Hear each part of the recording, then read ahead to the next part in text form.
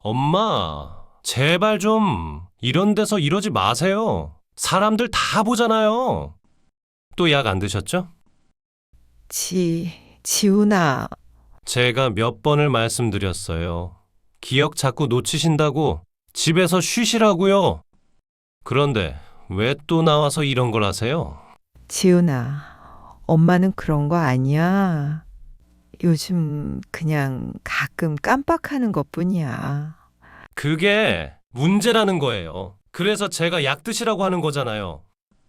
비가 억수같이 쏟아지는 금요일 저녁, 시장 골목 한복판에서 66세의 영자는 아들의 차가운 목소리를 들어야 했습니다. 영자는 쭈그려 앉아 바닥에 흩어진 호떡을 줍고 있었습니다. 손가락 끝은 얼음장처럼 차가웠고 무릎은 아파서 움직일 수가 없었습니다. 그 앞에 명품 구두를 신은 잘생긴 청년이 서 있었습니다. 우산도 쓰지 않은 채 빗물에 젖어가면서 영자의 아들 지훈이었습니다. 아들이 이렇게 시장까지 찾아온 건 정말 오랜만이었습니다. 영자는 서둘러 일어서려 했지만 젖은 신발이 미끄러져 다시 넘어지고 말았습니다. 호떡 봉지가 쏟아지고 간신히 주워 담았던 호떡들이 다시 바닥으로 굴러갔습니다. 아들은 엄마를 창피해했습니다. 시장 냄새가 난다고, 호떡 장사가 부끄럽다고, 그리고 기억도 못하고 자꾸 이상해져 밖에 나돌면 안 된다고 정신 좀 차리라고 했습니다. 내가 이상해졌다고? 영자는 고개를 저었습니다. 자신은 아직 멀쩡했습니다. 영자는 멍하니 아들을 올려다봤습니다. 빗물인지 눈물인지 모를 것이 얼굴을 타고 흘러내렸습니다. 지우는 영자가 애써 주워 담은 호떡 봉지를 집어들더니 옆 쓰레기통에 던져버렸습니다. 내일부터는 집에만 계세요. 약도 제대로 드시고요. 지우는 그 말을 남기고 돌아섰습니다. 영자는 진흙탕에 주저앉은 채 아들의 뒷모습을 바라봤습니다. 명품 구두가 무릉덩이를 차며 멀어졌습니다. 앞집 상인이 다가와 무슨 일이냐고 물었지만 영자는 고개만 저을 뿐 아무 대답도 하지 않았습니다. 오랜만에 온 아들이 그러고 가는 게 허탈하기도 했지만 오늘 목표 매출을 채우지 못하면 내일 아침 재료를 살 돈이 없었으니까요. 15년. 영자가 이 시장에서 호떡을 판 세월이었습니다. 그 15년 동안 영자는 단 하루도 쉬지 않았습니다. 비가 오든 눈이 오든 아프든 건강하든 매일 새벽 5시에 일어나 반죽을 했습니다. 왜 그랬을까요? 전부 아들 때문이었습니다.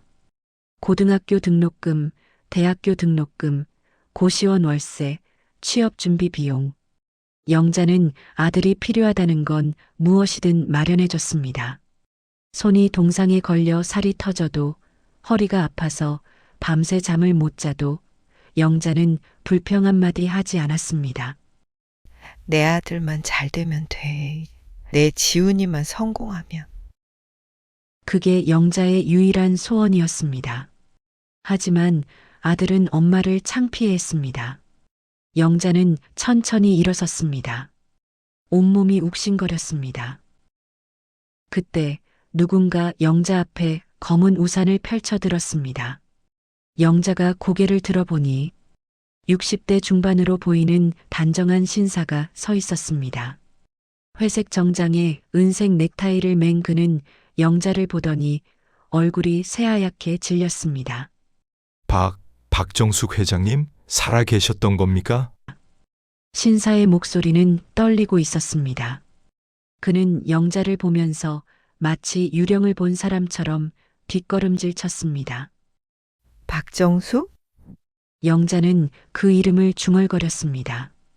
순간 머릿속에서 날카로운 통증이 스쳤습니다. 마치 누군가 머리를 망치로 내리치는 것 같았습니다. 영자는 머리를 감싸쥐고 비틀거렸습니다. 회장님, 괜찮으십니까? 신사가 서둘러 영자를 부축했습니다. 하지만 영자는 그의 손을 뿌리쳤습니다. 누구세요? 저를 아세요? 회장님, 제가 15년 동안 전국을 다 뒤졌습니다. 저는 JS투자증권 김민수 상무입니다. 회장님, 정말 기억이 안 나십니까? 저희가 15년 전에 함께 동남아 프로젝트를 15년 전? 영자의 눈동자가 흔들렸습니다. 15년 전, 그 시점부터 영자의 기억은 시작됐습니다. 그 이전의 일은 아무것도 기억나지 않았습니다. 병원에서는 교통사고 후유증으로 인한 기억상실이라고 했습니다. 과거는 잊어버렸지만 새로운 기억을 만드는 데는 문제가 없다고 했습니다. 회장님, 혹시 15년 전 제주도 별장에서 있었던 일을 기억하십니까? 그날 밤 누군가 회장님을 절벽 아래로 그만하세요. 영자가 소리쳤습니다. 머리가 너무 아팠습니다. 김민수 상무는 명함을 꺼내 영자에게 건넸습니다. 회장님, 제 연락처입니다. 언제든 연락 주십시오. 제가 도와드릴 일이 있을 겁니다. 김민수 상무는 그 말을 남기고 황급히 자리를 떠났습니다. 영자는 젖은 손으로 명함을 움켜쥐었습니다. 박정숙 회장, 제주도 별장, 절벽 아래로 단어들이 머릿속에서 맴돌았습니다. 영자는 비틀거리며 집으로 돌아왔습니다. 좁은 반지하 방, 곰팡이 냄새가 진동하는 이곳이 영자가 15년 동안 살아온 집이었습니다. 영자는 젖은 옷을 벗고 뜨거운 물로 샤워를 했습니다.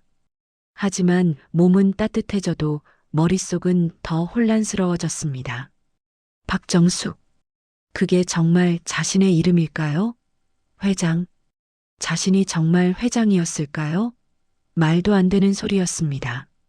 자신은 시장에서 호떡이나 파는 가난한 노인일 뿐이었습니다.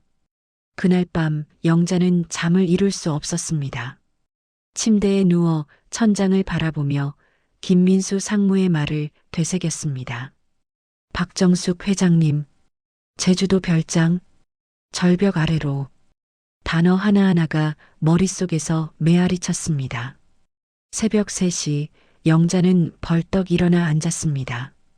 서랍을 열어 오래된 상자를 꺼냈습니다. 15년 전 병원에서 퇴원할 때 가지고 나온 물건들이 담긴 상자였습니다. 지갑, 손목시계, 반지 몇 개. 영자는 하나씩 꺼내 살펴봤습니다. 지갑은 고급 가죽이었지만 낡았습니다. 안에는 신분증도 카드도 없었습니다. 누군가 이미 다 빼낸 것 같았습니다. 손목시계는 브랜드를 알 수 없었지만 뒷면에 작은 글씨가 새겨져 있었습니다. 2008년 5월 12일 CEO 최고 경영자. 영자는 떨리는 손으로 반지들을 하나씩 살펴봤습니다. 그중 하나에 작은 문장이 새겨져 있었습니다. 정숙에게 당신은 이 세계를 지배할 것입니다. 영자는 반지를 떨어뜨렸습니다. 금속이 바닥에 부딪히는 소리가 좁은 방 안에 울렸습니다. 심장이 미친 듯이 뛰었습니다. 자신이 정말 박정숙이라는 사람이었을까요? 정말 CEO였을까요? 영자는 노트북을 켰습니다. 아들 지훈이 3년 전에 사준 중고 노트북이었습니다. 영자는 검색창에 박정숙 회장을 입력했습니다. 검색 결과가 쏟아졌습니다. 전설의 금융인 박정숙, 15년 전 실종. 박정숙 회장 사망 추정, 유산 상속 절차 진행 중. 영자는 기사를 하나씩 클릭했습니다. 사진이 나왔습니다. 50대 초반으로 보이는 여성이 화려한 정장을 입고 기자들 앞에 서 있었습니다. 날카로운 눈매, 당당한 자세. 영자는 얼굴을 자세히 봤습니다. 그 얼굴이 자신과 닮았습니다. 15년은 사람의 얼굴을 많이 변화시키지만 기본 골격은 변하지 않습니다. 영자는 거울을 가져와 사진과 비교했습니다. 눈 모양, 코의 각도, 입술 라인 모두 일치했습니다. 이게 나라고? 영자는 기사를 계속 읽어 내려갔습니다. 박정숙은 무에서 유를 창조한 전설적인 금융인이었습니다. 20대에 증권사 말단 직원으로 시작해서 40대에 자신의 투자회사 JS그룹을 설립했습니다. 50세가 되던 해 JS그룹은 자산 규모 5조 원을 돌파했습니다. 하지만 15년 전 박정숙은 갑자기 사라졌습니다. 제주도 별장에서 열린 비즈니스 모임에 참석했다가 종적을 감췄습니다. 경찰은 실족사로 추정했지만 시신은 발견되지 않았습니다. 7년이 지난 후 법원은 박정숙을 사망으로 간주했고 유산 상속 절차가 진행됐습니다. 유산 상속? 영자는 다음 기사를 클릭했습니다. 박정숙 회장 유산, 유일한 혈육인 아들에게 상속. 박지훈, 어머니 박정숙의 전 재산 상속받아. 영자의 눈이 커졌습니다. 박지훈, 자신의 아들 이름과 똑같았습니다. 아니, 이름만 같은 게 아니었습니다. 기사에 첨부된 사진 속 청년은 지훈이었습니다. 이게 무슨... 영자는 계속 기사를 읽었습니다. 박지훈은 박정숙의 유일한 아들로 DNA 검사를 통해 혈연 관계가 확인됐다고 나와 있었습니다. 그는 어머니의 전 재산을 상속받았지만 아직 미성년자였기 때문에 후견인이 재산을 관리했습니다. 후견인의 이름은 김태수, 박정숙의 오랜 비서였다고 했습니다. 영자는 다시 검색창에 김태수 비서를 입력했습니다. 사진이 나왔습니다. 60대 초반의 남성, 날카로운 인상, 차가운 눈빛. 영자는 그 얼굴을 본 순간 숨이 막혔습니다. 그 사람을 알고 있었습니다. 아니, 본 적이 있었습니다. 어디서? 순간 머릿속에서 영상이 번쩍였습니다. 어두운 밤, 절벽 끝, 바다소리, 그리고 뒤에서 다가오는 발소리. 영자는 비명을 지르며 머리를 감싸쥐었습니다. 통증이 몰려왔습니다. 마치 머릿속에서 무언가가 터져 나오려는 것 같았습니다. 영자는 바닥에 쓰러졌습니다. 그리고 그 순간 기억의 조각들이 쏟아지기 시작했습니다. 첫 번째 기억이 떠올랐습니다. 자신은 회의실에 앉아 있었습니다. 김비서라는 사람이 걱정스러운 얼굴로 말했습니다. 이번 동남아 프로젝트에 5천억을 투자하는 건 너무 위험하다고. 하지만 자신은 단호하게 대답했습니다. 안전한 길만 걸어서는 큰 성공을 할 수 없어. 위험을 감수해야 해. 두 번째 기억이 이어졌습니다. 김 비서가 한 아이의 서류 봉투를 들고 와 말했습니다. 회장님, 이 아이 후원만 해주시는 게 어떻겠습니까? 자신은 깊이 생각하지 않고 고개를 끄덕였습니다. 공부 잘한다면 기회는 줘야지. 세 번째 기억에서는 김 비서가 조심스럽게 보고했습니다. 최근 경영진 내부에서 이상한 움직임이 포착됐다고. 자신은 진지한 표정으로 지시했습니다. 내부의 적이 제일 위험해. 철저히 조사해. 네 번째 기억은 묘하게 불편했습니다. 김 비서가 어느 날 지난번 그 아이를 다시 데려와 말했습니다. 회장님 명의로 후견인 등록만 부탁드립니다. 자신은 피곤한 얼굴로 서류를 제대로 보지도 않은 채 알아서 처리하라고 했습니다. 그리고 그때 고개를 숙인 채 조용히 서 있던 그 아이의 얼굴이 지금의 지훈과 겹쳐 보였습니다. 영자는 순간 숨이 턱 막혔습니다. 다섯 번째 기억에서 김 비서가 제안했습니다. 제주도 별장에서 주요 투자자들과 미팅을 하는 게 어떻겠냐고. 자신은 좋다고 준비하라고 했습니다. 영자는 가쁜 숨을 몰아쉬었습니다. 기억들이 파노라마처럼 펼쳐졌습니다. 자신은 박정숙이었습니다. JS그룹의 창업주였습니다. 하지만 뭔가 이상했습니다. 기억 속의 지우는 자신을 잘 따르고 존경했습니다. 그런데 지금의 지우는 왜 자신을 그렇게 대했을까요? 영자는 다시 검색을 시작했습니다. JS그룹 현황을 검색했습니다. 최근 기사가 나왔습니다. JS그룹 총괄 부회장 김태수, 실권 장악. 박지훈, JS그룹 이사직 승진. 향후 경영 승계 유력. 기사를 읽어보니 김태수가 총괄 부회장으로 JS그룹을 실질적으로 지배하고 있었고, 지우는 최근 이사로 승진했다고 나와 있었습니다. 영자는 김태수의 사진을 다시 봤습니다. 그리고 마지막 기억이 다시 한번 떠올랐습니다. 제주도 별장의 2층 테라스였습니다. 밤 10시쯤이었을 겁니다. 미팅이 끝나고 투자자들은 모두 돌아갔습니다. 자신은 파도 소리를 들으며 조용히 바다를 바라보고 있었습니다.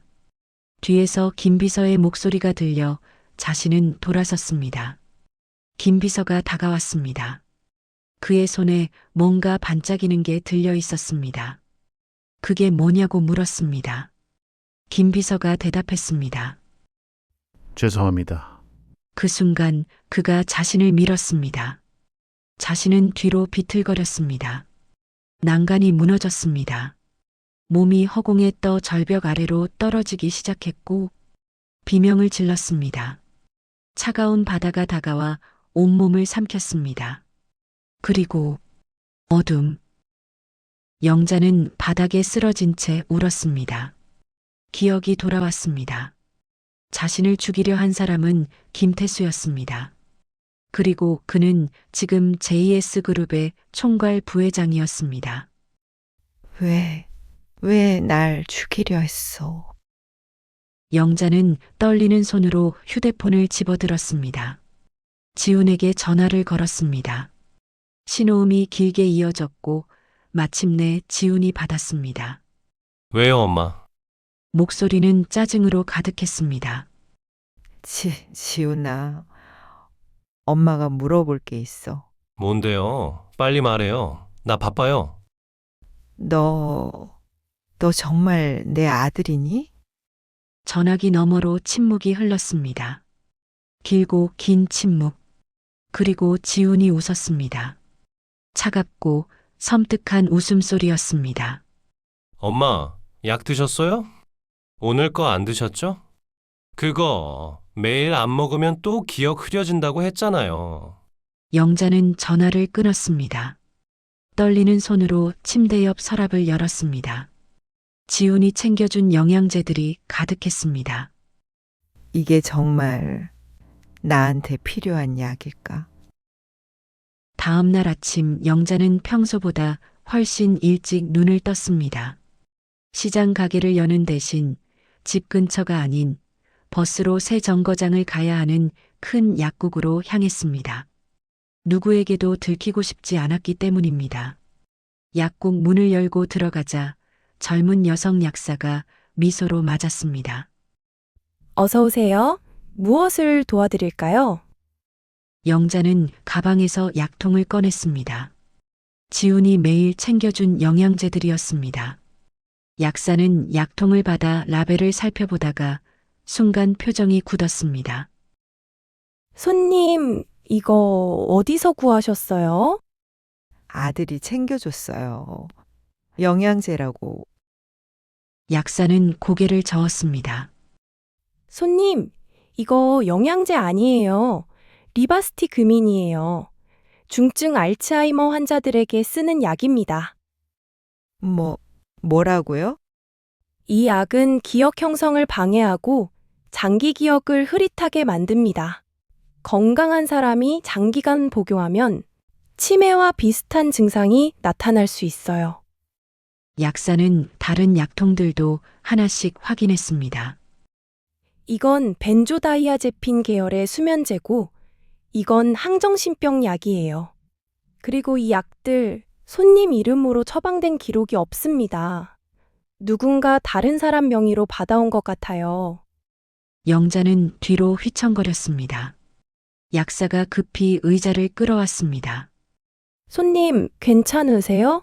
얼굴이 너무 안 좋으세요. 이걸 15년 동안 먹었어요. 15년이요? 약사의 얼굴이 창백해졌습니다. 손님, 이건 당장 병원에 가셔야 합니다. 이 정도면 뇌 손상이 상당할 수도 있어요. 그리고 이건 명백한 범죄예요. 누가 이런 짓을... 영자는 아무 말도 하지 못했습니다. 약국을 나와 공원 벤치에 주저앉았습니다. 머리가 새하얘졌습니다. 지훈이 자신에게 15년 동안 치매약을 먹였다는 사실이 왜, 무엇 때문에?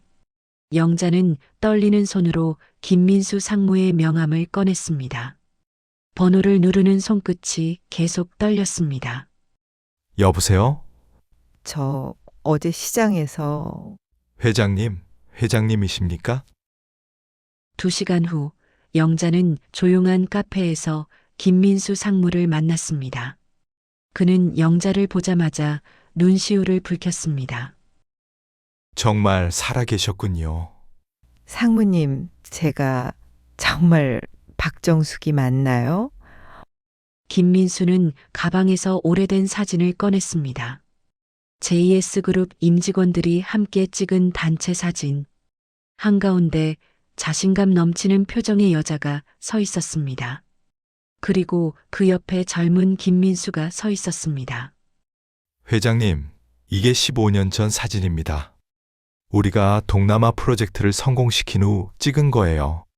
영자는 사진 속 얼굴을 오래 바라보다 천천히 자신의 얼굴을 만졌습니다. 제주도 별장에서 무슨 일이 있었나요?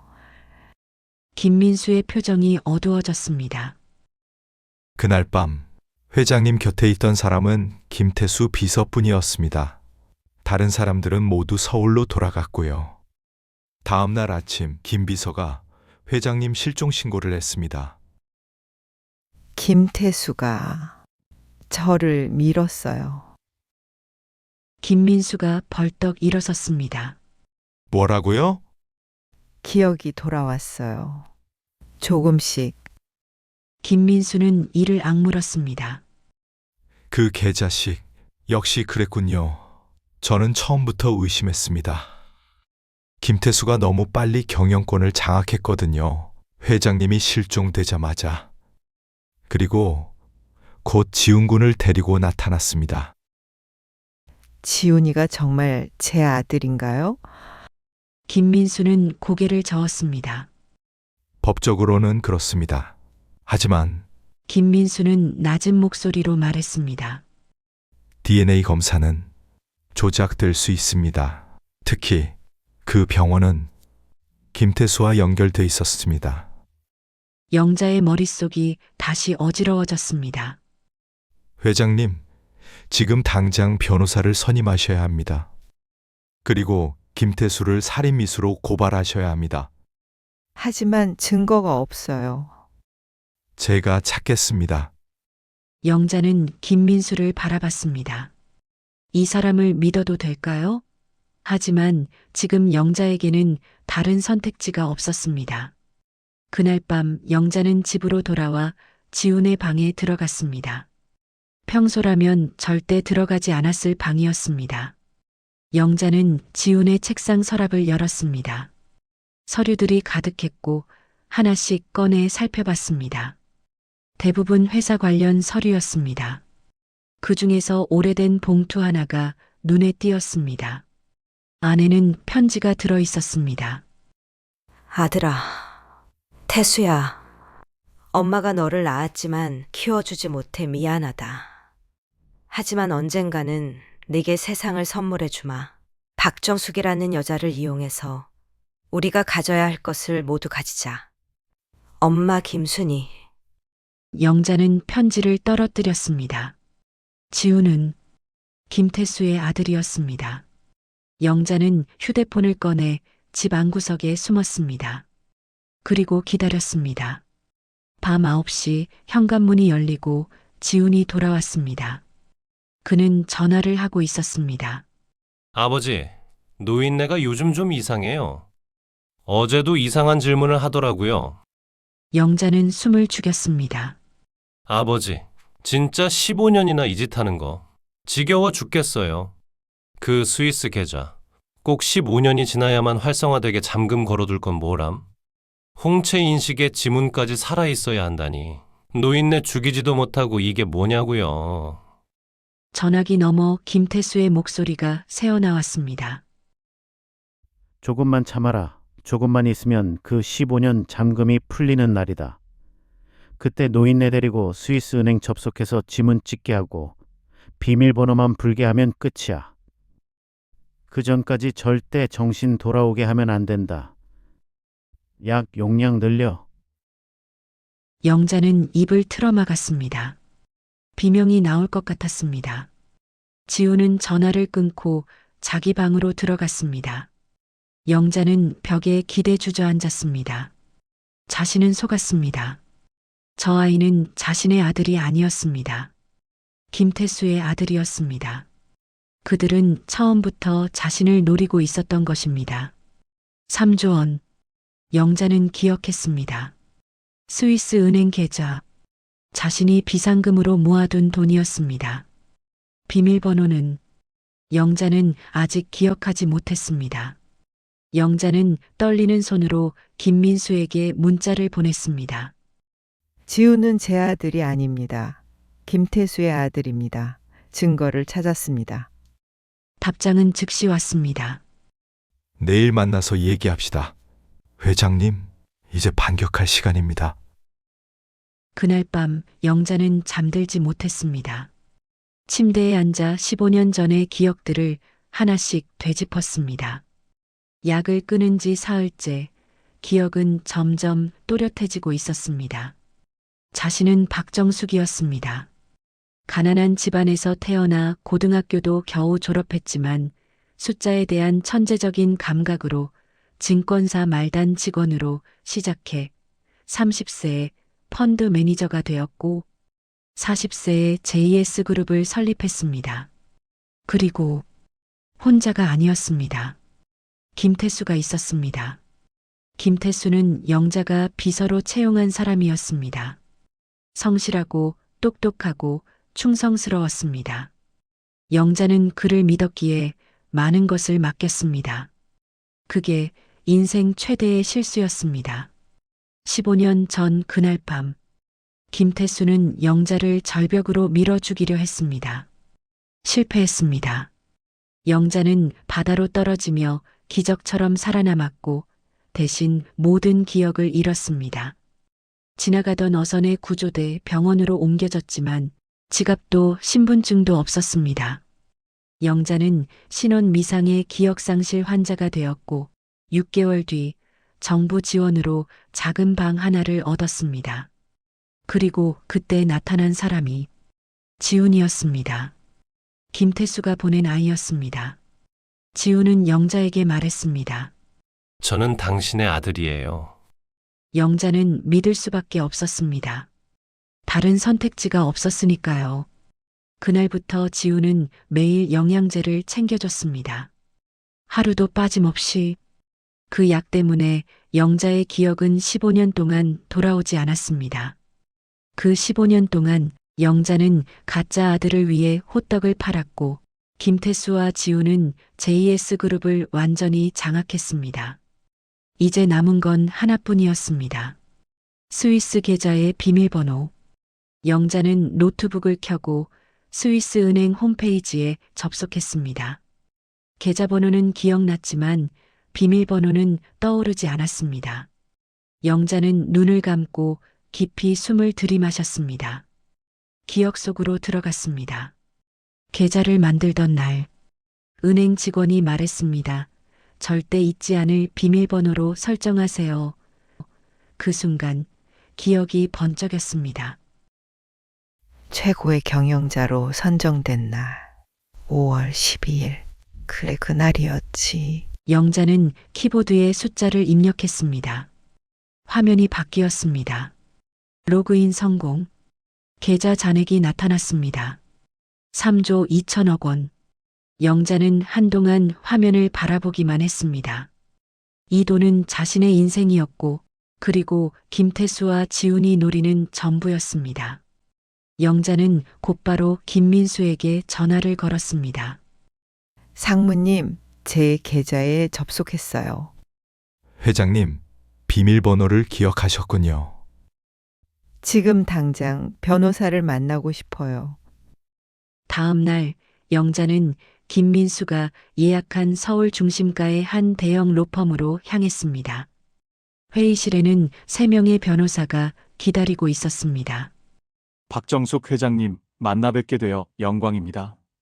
대표 변호사 최민호가 말했습니다. 영자는 천천히 그리고 빠짐없이 15년의 이야기를 모두 털어놓았습니다.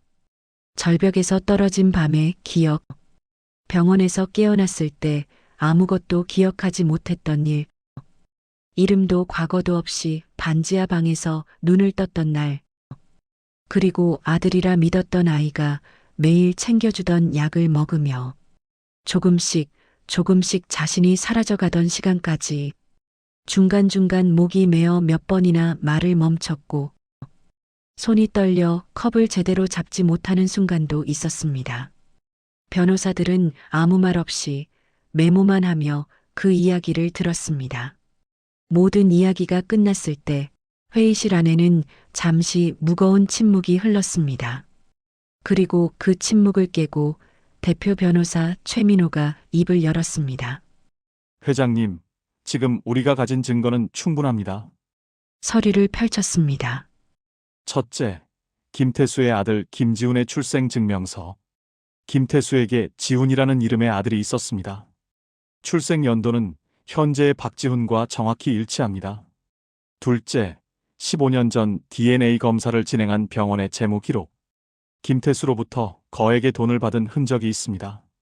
셋째, 회장님께서 복용하신 약물. 이는 명백한 상해 및 감금 행위에 해당합니다. 넷째, 김선희가 지훈에게 보낸 편지. 이는 사기 및 횡령의 증거입니다. 영자는 고개를 끄덕였습니다. 이제 우리가 할 일은 다음과 같습니다. 최 변호사가 계속 말했습니다. 첫째, 회장님의 신원을 법적으로 회복시킵니다. 새로운 DNA 검사와 지문 대조를 통해 회장님이 박정숙 본인임을 증명합니다. 둘째, 김태수와 김지훈을 살인 미수, 사기, 횡령, 상해 등의 혐의로 고발합니다. 셋째, JS그룹의 경영권을 회복합니다. 회장님이 살아계심으로 유산 상속은 무효가 됩니다.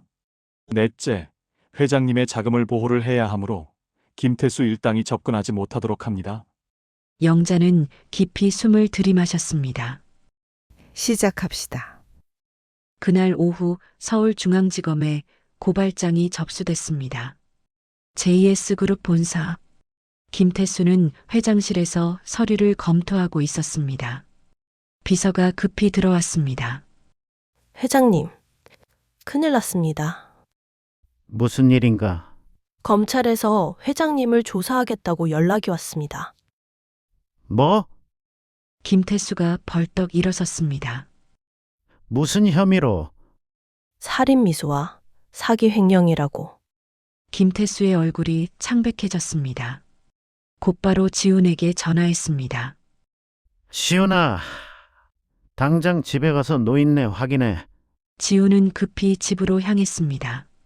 집은 텅 비어 있었습니다. 지훈은 영자의 방으로 달려갔습니다. 침대 위에 편지 한 통이 놓여 있었습니다. 15년 동안 고생 많았다. 가짜 아들 연기하느라. 하지만 이제 끝이다. 나는 박정숙이다. 그리고 너희들이 가져간 모든 것을 되찾을 것이다. 지훈의 손이 떨렸습니다. 망했다. 며칠 후 법원은 JS그룹 대표이사이자 총괄 부회장인 김태수의 직무를 정지시키는 가처분을 인용했다. 검찰의 압수수색과 법원의 가처분 결정이 이어지자 JS그룹 본사 대회의실에 박지훈 CEO 선임 안건만을 위한 임시 이사회가 급히 소집되었습니다. 회의실에는 이사 15명이 앉아 있었고 긴장한 표정의 지훈도 자리에 앉아 있었습니다. 임시 의장으로 선출된 사회이사가 마이크를 잡았습니다. 자, 그럼 오늘 안건을 시작하겠습니다. 오늘은 박지훈 이사의 CEO 선임권을 논의하겠습니다. 여러분도 아시다시피 박지훈 이사는 고 박정숙 회장님의 유일한 상속자이며 지난 3년간 이사로서 훌륭한 성과를 보여주셨습니다. 이사들이 고개를 끄덕였습니다. 박지훈 이사 소감 한 말씀 부탁드립니다. 지훈이 일어섰습니다. 존경하는 이사님 여러분, 저는 어머니 박정숙 회장님의 뜻을 이어받아 JS그룹을 바로 그 순간 회의실 문이 열렸습니다. 모든 사람들이 일제히 문 쪽으로 고개를 돌렸습니다. 그곳에 서 있는 사람은 영자였습니다. 아니, 더 이상 영자가 아니었습니다. 고급 맞춤 정장을 입은 박정숙 회장이었습니다. 머리는 단정하게 손질되어 있었고 화장은 완벽했습니다. 눈빛은 날카롭고 차가웠습니다. 회장님, 이사들이 일어나 고개를 숙였습니다. 앉으세요. 박정숙의 목소리는 명쾌하고 단호했습니다. 지훈은 얼어붙었습니다. 입술이 파르르 떨렸습니다. 엄마? 당신이 왜 여기에? 박정숙은 지훈을 차갑게 내려다봤습니다. 엄마? 내 배 아파 낳지도 않은 살인자의 자식이 어디서 엄마를 찾아? 회의실이 순식간에 얼어붙었습니다. 박지훈 씨. 아니, 김지훈 씨라고 불러야 하나요? 박정숙이 서류를 펼쳤습니다. 이게 뭔지 아십니까? 당신의 진짜 출생 증명서입니다. 아버지 김태수, 어머니 김순희, 1993년 3월 15일생. 지훈의 얼굴이 새하얗게 질렸습니다. 그리고 이건 15년 전 조작된 DNA 검사 기록입니다. 당신 아버지 김태수가 병원에 3억 원을 지불하고 조작한 거죠. 박정숙은 다른 서류를 꺼냈습니다. 이건 지난 15년간 당신이 저에게 먹인 약물 목록입니다. 리바스티그민, 벤조다이아제핀, 할로페리돌. 모두 기억을 억제하고 정신을 흐리게 만드는 약물들이죠. 그리고 이건 박정숙은 녹음기를 꺼내 재생 버튼을 눌렀습니다. 아버지, 노인네가 요즘 좀 이상해요. 약 용량을 늘려야 할 것 같아요. 비밀번호만 알아내면 바로 처리할 테니까. 지훈의 목소리가 회의실에 울려 퍼졌습니다. 이사들은 충격받은 표정으로 지훈을 바라봤습니다. 이 모든 증거는 이미 검찰에 제출됐습니다. 당신과 당신 아버지는 이미 입건됐고 곧 기소 절차에 들어갈 겁니다. 박정숙은 일어섰습니다. 비서실, 박지훈 이사 직무정지 및 출입통제 조치 즉시 시행해. 네, 회장님. 경비들이 들어와 지훈의 팔을 잡았습니다. 잠깐만요. 저는 몰랐어요. 아버지가 시킨 거예요. 지훈이 울부짖었습니다. 하지만 박정숙은 차갑게 돌아섰습니다. 내가 날 인간 취급 안 한 건 내 선택이었어. 15년 동안 내가 호떡 팔며 고생할 때 넌 명품 구두 신고 다녔지. 내가 비 맞으며 바닥에 주저앉아 있을 때 넌 나를 짓밟았어. 박정숙은 지훈을 똑바로 바라봤습니다. 이제 너가 사람 취급 못 받을 차례다. 지훈은 경비들에게 끌려나갔습니다. 그의 비명이 복도에 울려 퍼졌습니다. 같은 시각 김태수는 황급히 사무실을 정리하고 있었습니다. 중요한 서류들을 가방에 쑤셔 넣었습니다. 공항으로 가야 했습니다. 태국행 비행기가 3시간 후에 출발했습니다. 김태수! 뒤에서 날카로운 목소리가 들렸습니다. 김태수는 돌아섰습니다. 박정숙이 서 있었습니다. 그 뒤로 경찰들이 따라왔습니다. 박 회장님, 김태수는 뒷걸음질 쳤습니다. 15년 만이네요, 김 비서. 아니, 이제 비서도 아니고 살인자라고 불러야 하나요? 회장님, 저는 어쩔 수 없었습니다. 회장님이 저를 너무 혹사시켜서 혹사? 박정숙이 비웃었습니다. 내가 당신에게 연봉 2억을 주고 아들 교육비까지 대줬는데 그게 혹사야? 하지만 회장님은 저를 사람으로 대하지 않았습니다. 내가 언제? 박정숙이 한 걸음 다가갔습니다. 내가 당신을 믿었어. 그런데 당신은 나를 절벽에서 밀었지. 김태수는 입술을 깨물었습니다. 회장님이 죽었어야 했습니다. 그럼 모든 게 깔끔했을 텐데. 하지만 난 안 죽었어. 그리고 돌아왔어. 경찰들이 김태수에게 다가가 수갑을 채웠습니다. 김태수, 당신을 살인 미수, 사기, 횡령, 상해 혐의로 체포합니다. 김태수가 발버둥 쳤지만 소용없었습니다. 경찰들은 그를 끌고 나갔습니다. 그날 밤 뉴스는 김태수의 체포 소식으로 도배되었습니다. JS그룹 본사는 하루 종일 혼란에 빠졌고 검찰과 경찰이 번갈아 드나들었습니다. 15년 동안 숨겨져 있던 진실이 단 하루 만에 세상 위로 끌려 올라왔습니다. 그리고 박정숙은 모든 조사를 마친 뒤 조용히 차에 올라 서울로 돌아왔습니다. 창밖을 바라봤습니다. 서울의 스카이라인이 펼쳐져 있었습니다. 15년 전 자신이 바라보던 그 풍경이었습니다. 며칠 후 임시 주주총회가 열렸습니다. 박정숙은 당당하게 회의실로 걸어 들어갔습니다. 이사들은 모두 일어나 박수를 쳤습니다. 회장님, 돌아오신 것을 환영합니다. 박정숙은 의장석에 앉았습니다. 15년 만에 앉는 자리였습니다. 감사합니다. 여러분, 저 박정숙은 오늘부로 JS그룹 회장직에 복귀합니다. 이사들이 다시 박수를 쳤습니다. 그리고 첫 번째 안건을 상정하겠습니다. 전 부회장 김태수가 횡령한 자금 회수 및 손해배상 소송 진행건. 모두 찬성. 이사들이 일제히 손을 들었습니다. 두 번째 안건.